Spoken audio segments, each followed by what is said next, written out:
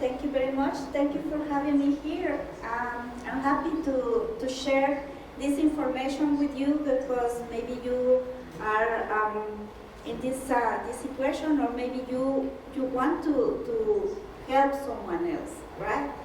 So we can start the grief and loss and resilience, because we need to talk about the grief and loss, but also how can we relieve from that pain. So and this is our agenda. We need to know what is grief. So we talk about that, but we don't know what it is, right? And what griefs affect us, how it's going to impact our mental being and our physical being. And what is a healthy grieving? Because sometimes crying is healthy. So we need to know what it's about. And how to support a loved one. Maybe I'm not grieving, but my loved one lost someone or something. And how can support them. And tools to make me feel better and how to support someone else, right? So it is possible to go through life without experiencing losses. It's a question for you. You think anybody? No, it's inevitable.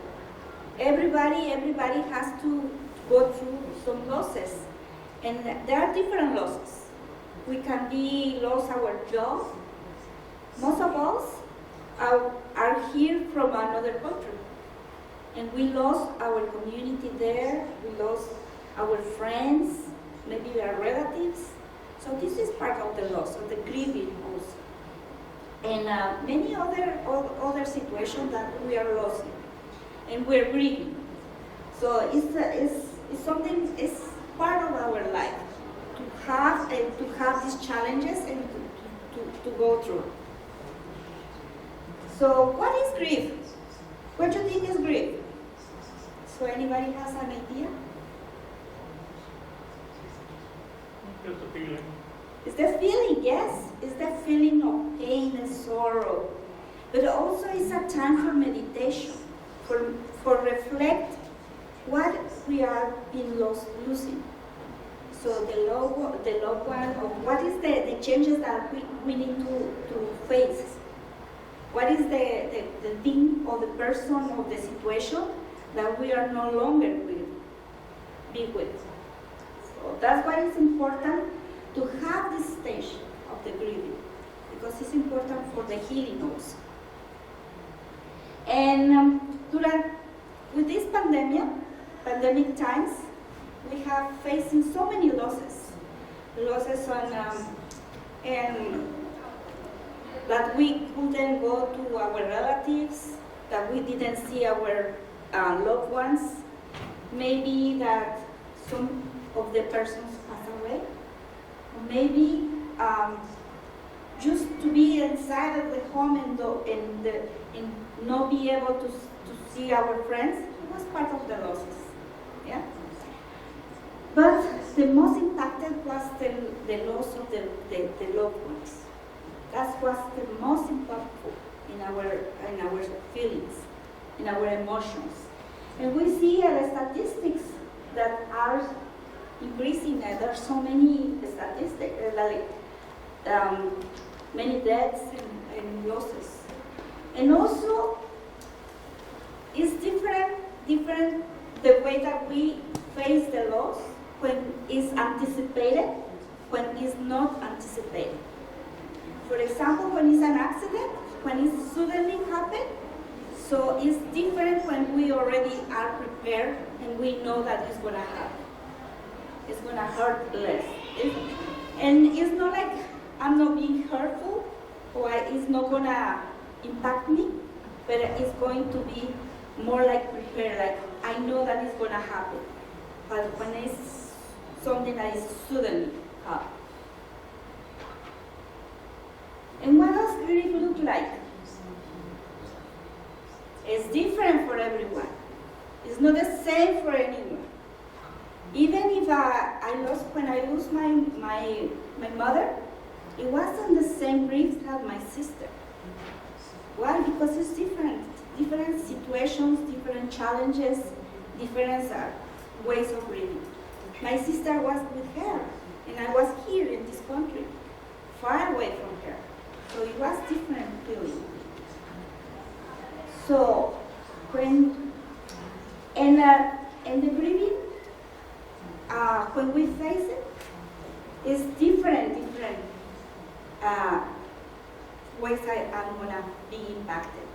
In the physical, in the mental, in the spiritual, and the behavior. So many changes is gonna happen. But I have to be aware of those changes. In order, and I have to honor those changes. Because if we don't face it, sometimes it's gonna be inside of me, and sometimes it's for something or for some reason it's gonna explode. So that's why we have to face it, embrace it, honor it, and challenge it. Yeah? And those changes that are totally normal, because we are in pain. And those changes will be sleep disturbances, because we are thinking a lot of the person that we lost. And sometimes we're dreaming about them. And it's normal. It's totally normal to have those feelings. Sometimes we have a shortness of breath, because it's a physical symptom.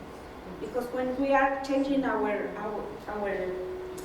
way of thinking, we change our physical tone. And tightness in throat, changes in appetite also. Sometimes we are not desire to eat anything. Or maybe I have the desire to eat everything that I see, right? And weight loss or gain loss, because the way I'm eating, see, if I'm eating too much, I'm gonna weight more, or I'm losing weight. So all those emotions that we have when we're grieving are like this graphic. So we don't know, we have loss, sometimes we are confident, sometimes we are tired, sometimes. So it's a lot of feelings at the same time, and they are like madness. We don't know, sometimes we don't know how we feel, because there's so many pain and so many other things. And like I said, it's mental, sometimes it's mental changes, physical, emotional, and spiritual. So for mental cognitive reactions, we could be forgetfulness, because we are not concentrating on the inside, we are in the present. That's why it's important also to think about the present, right? And difficulty focusing because I'm thinking, so I forget, and I'm not have the focus on what I'm doing. And trouble learning new things, having vivid or disturbing dreams, and also magical thinking. Sometimes we think that the person is no longer with us, is visiting, is in our house, or maybe is trying to talk with us. And it's totally normal. It's totally normal to have those feelings. So don't be scared, or don't try to fight those things, because it's normal. And social effects. Also, because you're in pain, or the person that is facing the grieving, they don't want to interact with anybody. They want to feel the pain by themselves. They want to be away from people. Or sometimes people is bother the person who has the loss, and is trying. Sometimes people is trying to be nice with the person, but the person don't feel to be with anybody, right? And sometimes it's avoiding to being alone. It's the opposite. Because like I said, nobody is the same. Nobody is going to embrace the sadness the same way. So maybe sometimes they want to be away from everybody, but the other person, they don't want to be alone. And they start going away or going to so many places because they don't want to be alone. And so many feelings that are gonna change my behavior in those stages. And like I said, these feelings are normal and they're okay. Because sometimes we don't like to do that, because in our culture it says you have to be strong, you have to be good through. Or sometimes people is coming to me and says, you're gonna be okay. But what happened? I'm not okay. And we have to honor those feelings. Because, and also understand the feelings that I have. Sometimes I could be in anger. Because sometimes I could be fighting with God, maybe, or with whatever religion I have, the God that I believe, maybe I'll be angry with them. Because why this person has to be away from me? And it's okay also. Don't feel guilty, because it's the process that we are going through. Because sooner or later we are gonna find the ground and we'll be okay. We are going to realize that it's not the case to be angry. And also, if you see someone that is aggressive, or they don't want to be with you, or they are like in a nice stage, try to understand that is part of the grieving. Because sometimes we don't understand. It says, oh, she's always mad, or he don't want to talk to me because he's angry with me, or something like that, and be angry back. The angryism. So don't be angry with that person, and try to understand, because it's part of the process. And also the spiritual effects.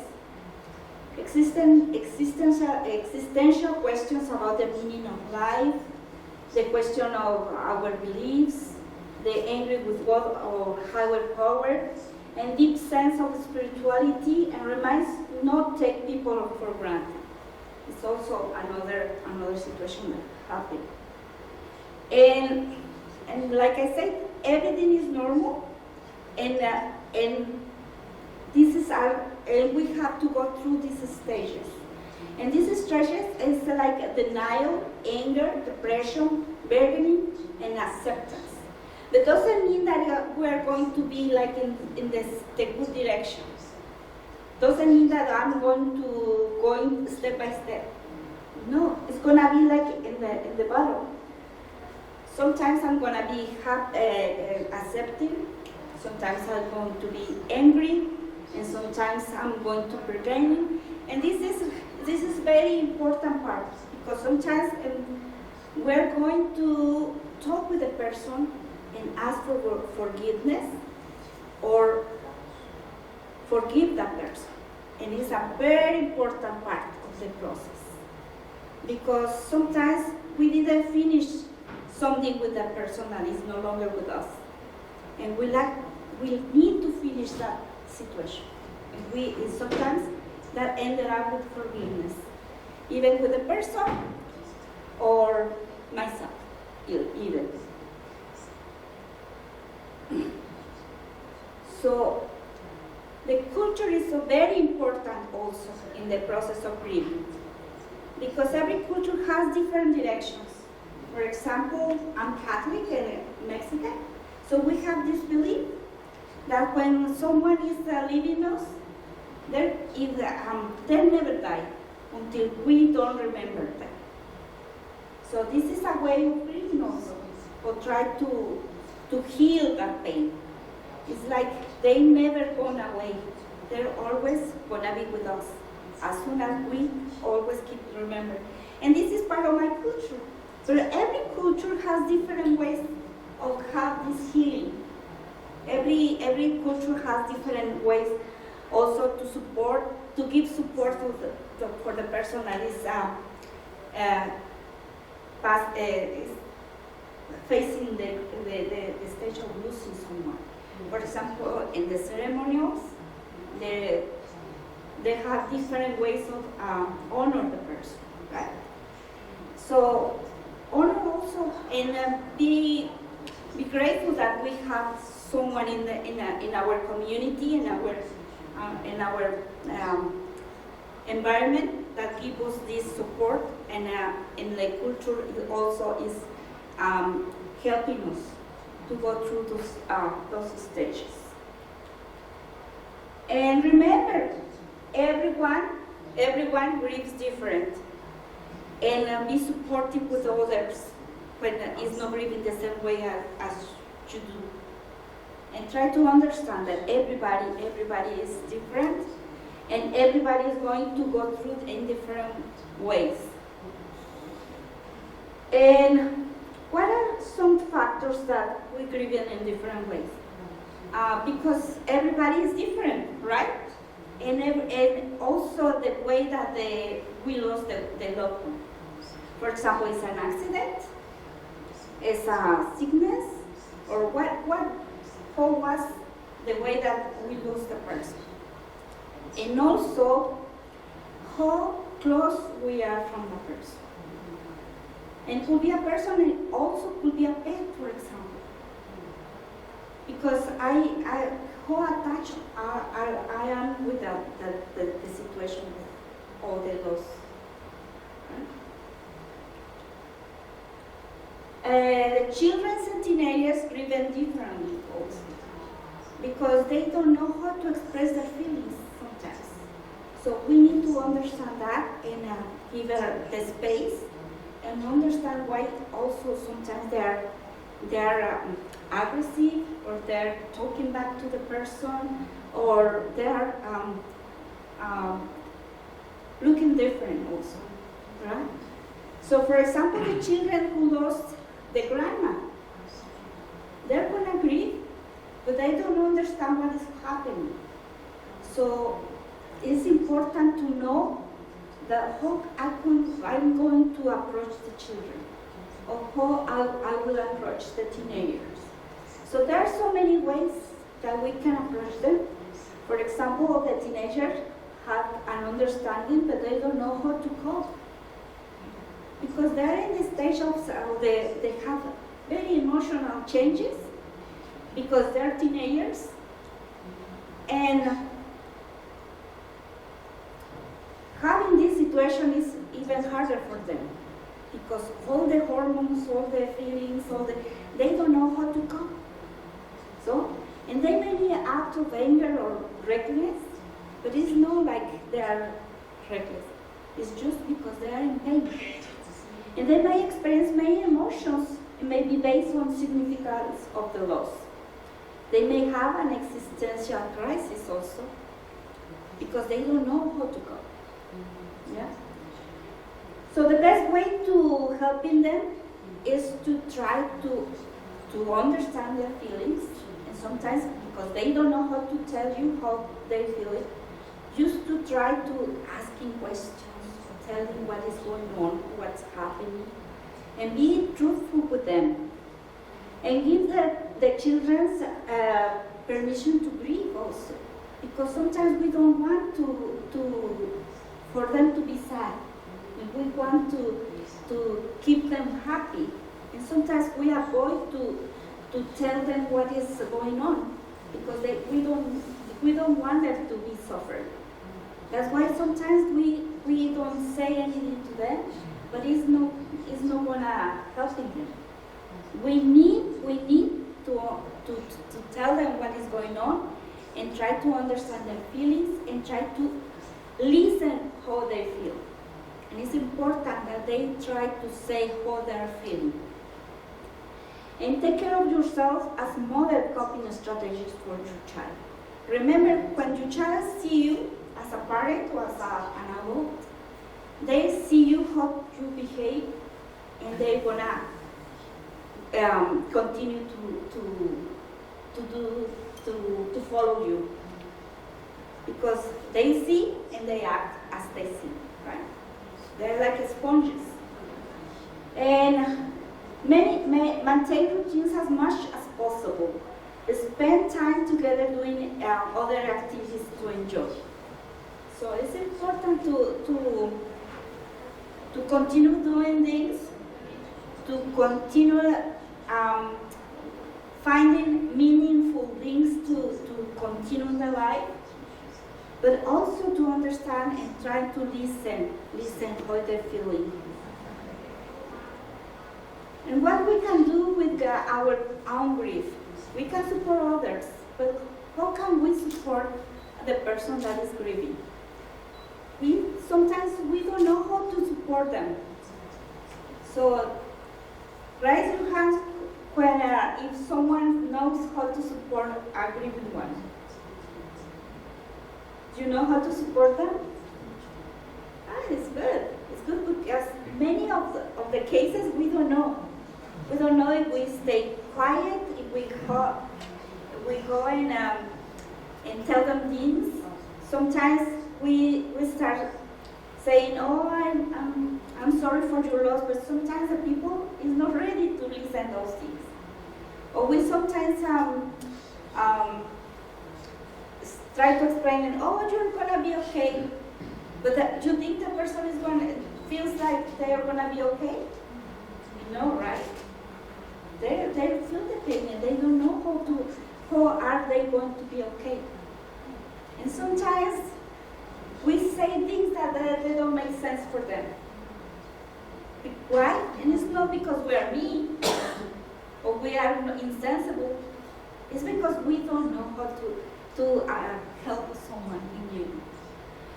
So the first thing is recognize, invite the person to talk about, or just be there. Just sometimes they don't know, they don't want to talk, and just sit with them. Just try to understand. And also, don't be afraid of our feelings or the feelings of what they're gonna say. And try to understand it. And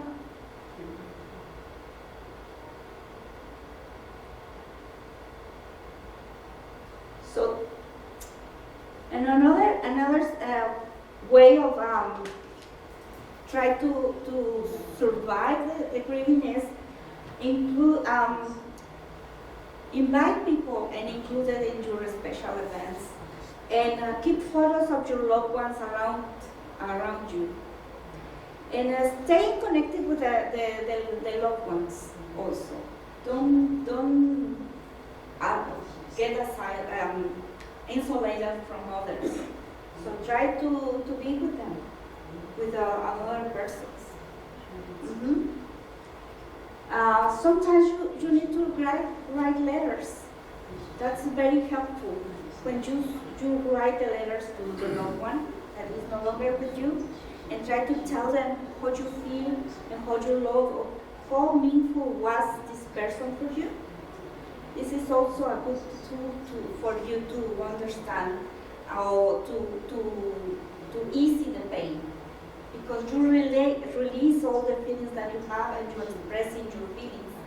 And that's a very good way to release, a very good tool to feel better. And sometimes if you imagine that the person is, if you are in a situation that you imagine that the person is telling you an advice, maybe you can ask the person that is no longer with you, like in the mind. This is another tool that you can use for not feeling the loss of this person.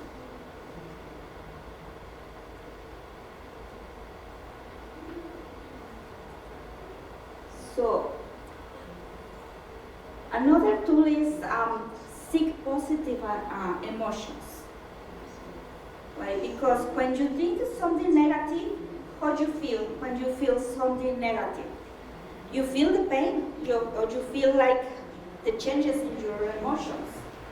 When, for example, you're thinking about something sad, you feel like crying, you feel the pain, right? But when you start thinking about something good, something nice, your emotions, your physical changes, you feel better, and sometimes you can smile, right? So you can switch that way of thinking, and the way of thinking is the way that you're gonna feel. So it's good to try to seek for positive emotions all the time. And it's not easy. Sometimes it's hard, but at least we have to start trying. And establish routines for rituals, like start doing something that I'm gonna start with a new life. Yeah. And this is another tips for building resilience. Name what you have lost and why were they important to you? How can you celebrate and honor what you have lost? How can you be helpful to others in alignment with your values during this time? So try to feel to find tools. Try to find tools to feel better. Doesn't mean that the pain is gonna be away all the time, or it's gonna be away like a magic. No, it's like we saw the stages like it's the denial, the grieving, the different stages that we are going through. So every time, and it doesn't mean that it's going to be okay at the end of those stages, because we are always going to remember the loved one. Always, it's going to be with us. But at least those memories are not going to be painful, so we are going to be honored, right?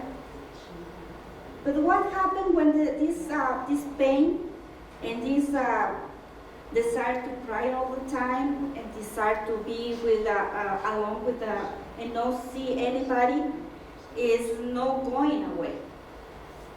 What's going to happen? So maybe it's time to start thinking about looking for another tools. For example, going to a support group, right? Why with a support group? Because with a support group, I can find another person that feels the same as I do, and I can start talking about how I feel without being judged. Because sometimes people don't understand what I feel and start criticizing me. So that's why sometimes the people is getting isolated, because they don't know how to talk about their feelings without being isolated or without having advices. So if you go to the support groups, you can see different people that is facing the same situation, and they can understand you how you feel. And if that doesn't work, maybe it's time to reach out for individual therapy. And sometimes it's this a very helpful situation. So if you have any questions, anybody have any questions?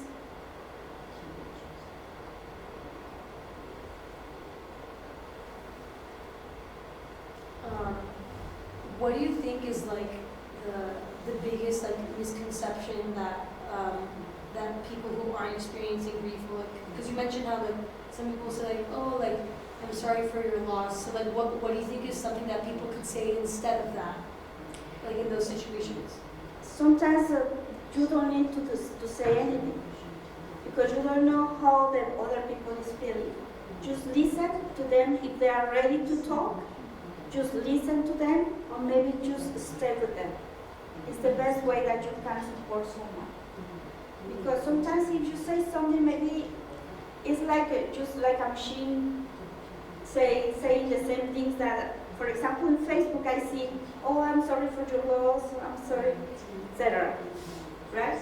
But the person is not helping the person.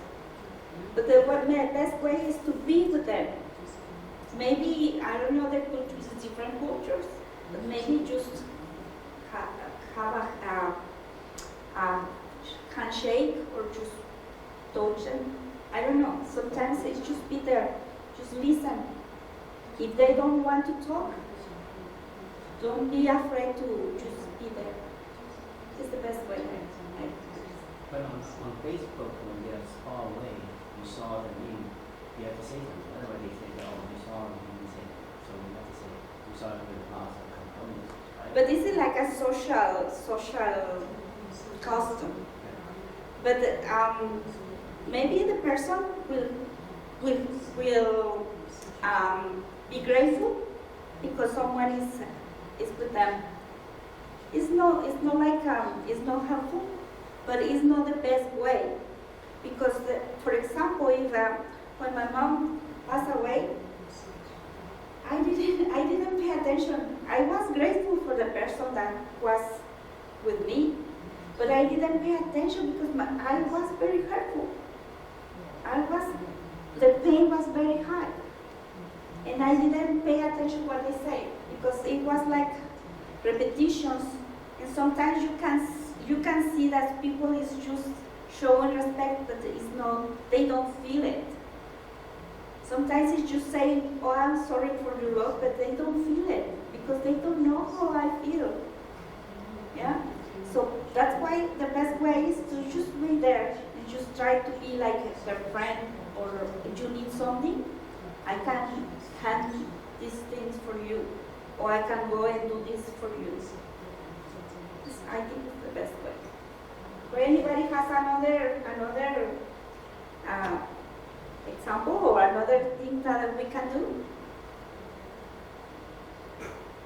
For example, maybe one of us having lost someone. How was the feeling? You want to share?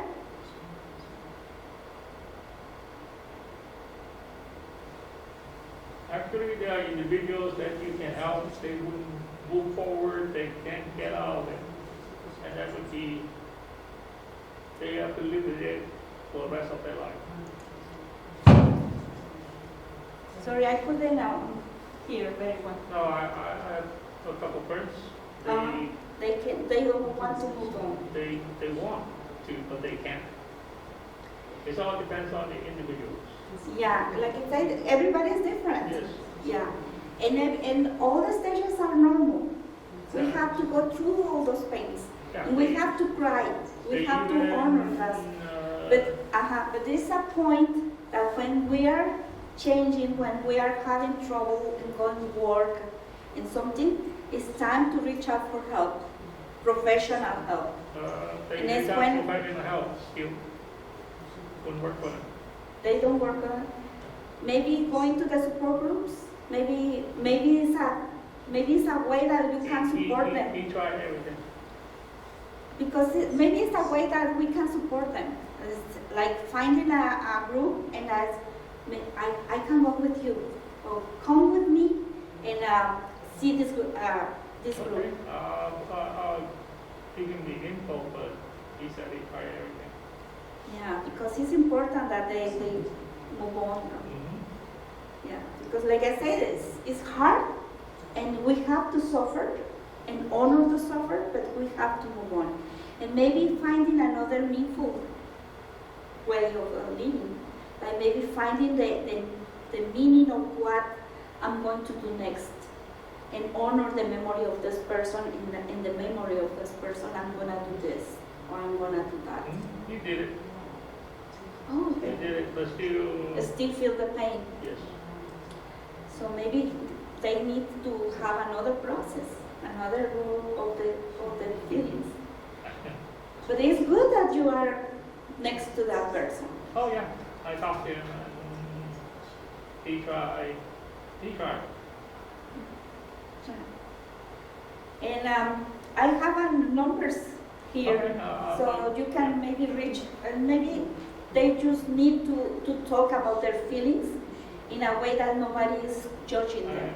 I think he's seeing psychiatrists too. Oh, okay. Oh, that's good. Yeah. That's good. Mm-hmm. Anybody has another question or another comment? No? I had made the other question, okay? If you couple, sometimes talking with you, something do something wrong, but this already history. He just couple time he just talking this one, and you listen, but when you listen, you feel not so good. How can I do? Yeah, let me see if I got it. It's when a person Yeah. close to you is telling you things that you don't like. Yeah. This already happened before, right? But I did already, right? I did already, and then he just comes sometime when he something not good, and then he just talking this one to me. Talk to this before you do this one not good, and then how can I do? I need still listen, or I just go out. No, the first thing is very helpful to listen someone that is in distress or painful. You sometimes they're gonna say something that you don't understand because you haven't been in the same situation that the other person is. Or maybe you can practice the empathy, thinking about some situation that was close that the person was, right? The same situations. So you can practice the empathy, or you can just listen because you don't understand sometimes the feelings. But if you listen, open your heart and listen, that is very helpful for another person. Even some things that you don't like or you don't agree, maybe you can later say, I don't agree with what you say because I feel this way, but I respect you. I have respect of your thinking because you have this way of thinking because this is happening to you. So have respect with the other person and listen. Listen is a very powerful tool. And sometimes we have disagreements. The same thing that you are going to talk to me is not the same, and I agree. And because I have different background, because I have different experiences, because I have different point of views. But if I listen to you and try to understand what you say, I'm gonna help you to heal the feelings that you have. How you feel when someone is listening to you? How you feel when you find someone that is listening your questions, your sorrows, or your disagreements sometimes? You feel better because it says, oh, that person understands me. Or just when you say it, maybe you can say it writing, maybe you can say it by yourself, maybe you can have a pet and saying the things, or maybe a plant, you can talk with the plants and saying your feelings is very powerful when you say how you feel. And thank you for listening. Thank you. Hope you can find something. Thank you, Isabel. This is a tough one, refill laws, because it's painful. We want to ignore it, skip it, but like Isabel mentioned, only by really recognize it, invite it in, don't be afraid of it, express it, understand, and cherish it. That's how we can overcome it, and we can gain the resilience. Thank you. Thank you for sharing with us. And I have some information here, so maybe I can pass it through and share it with someone. And there's some numbers when you want to share and talk with someone that they don't judge you and they don't say anything to you like bad. So you can reach out for that phone number. Thank you. Thank you. Thank you.